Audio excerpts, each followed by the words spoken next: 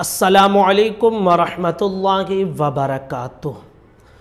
یا رسول اللہ صلی اللہ تعالی علیہ وسلم، یا نبی اللہ، یا حبیب اللہ، اس طرح کہنا کیسا ہے؟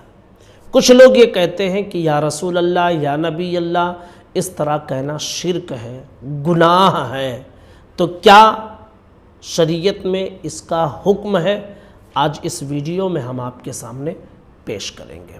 یا رسول اللہ، یا نبی اللہ کہنا چاہیے یا نہیں کہنا چاہیے؟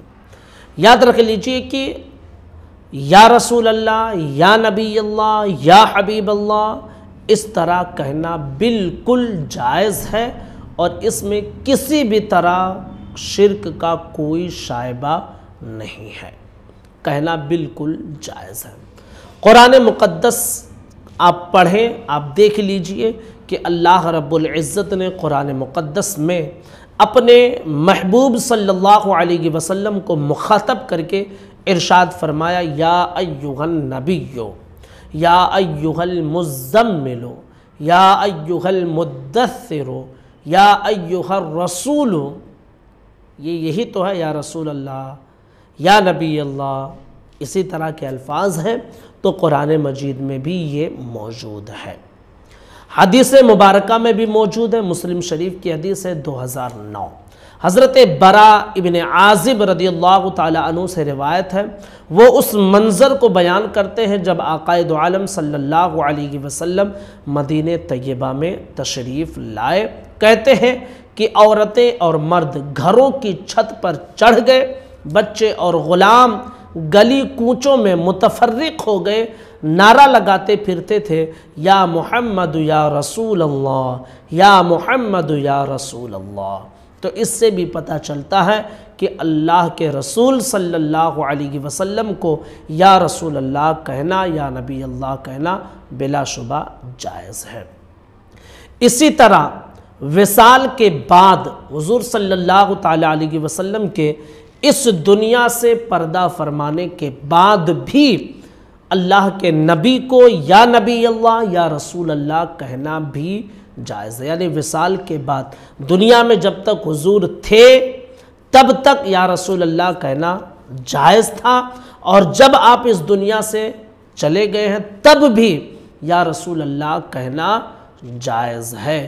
اس کی سب سے بڑی دلیل یہ ہے کہ ہم نماز میں التحیات پڑھتے ہیں، چاہے فرض نماز پڑھیں یا سنت یا نفل یا وتر۔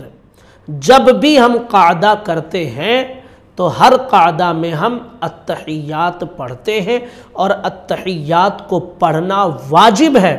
اس التحیات میں ہم کہتے ہیں ایھا النبی ورحمۃ اللہ وبرکاتہ۔ تو ایھا النبی کا مطلب ہی ہے اے نبی، یا نبی۔ تو یا نبی کہنا تو یہ تو قرآن، یہ اللہ رب العزت نے نماز میں ہمیں سکھایا ہے اور اسے واجب قرار دے دیا ہے کہ اسے تمہیں پڑھنا ہی ہے نماز میں۔ تو اس کی سب سے بڑی دلیل یہ ہے کہ التحیات میں ہم ایھا النبی ورحمۃ اللہ کہتے ہیں، اور صدیوں سے کہا جا رہا ہے اور صبح قیامت تک کہا جائے گا۔ تو وصال کے بعد بھی حضور صلی اللہ تعالی علیہ وسلم کو یا نبی یا رسول اللہ کہنا جائز ہے۔ اسی طرح ایک روایت موجود ہے حضرت عبداللہ ابن عمر رضی اللہ تعالی عنہ کی کہ آپ کا پاؤں سو گیا تھا، یعنی سن ہو گیا تھا۔ کسی نے انہیں فرمایا کہ یاد کیجئے انہیں جو آپ کو سب سے زیادہ محبوب ہے۔ آپ نے بلند آواز سے کہا یا محمدہ، یا محمدہ کہا تو کہتے ہیں کہ ان کا پاؤں فوراً کھل گیا۔ اسی طرح شارح مسلم امام نووی نے کتاب الاذکار میں اسی کے مثل روایت، یعنی اسی طرح کی روایت حضرت عبداللہ ابن عباس رضی اللہ تعالی عنہ سے بھی روایت کی ہے۔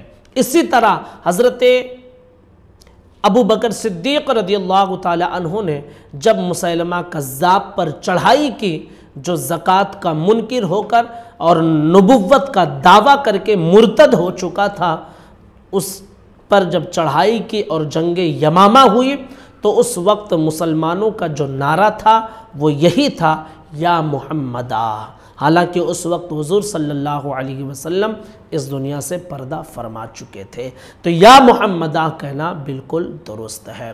اعلیٰ حضرت نے ان دونوں روایتوں کے بارے میں جو حضرت عبداللہ ابن عمر اور عبداللہ ابن عباس سے مروی کہتے ہیں کہ یہ امر ان دو صحابیوں کے سوا اوروں سے بھی مروی ہے۔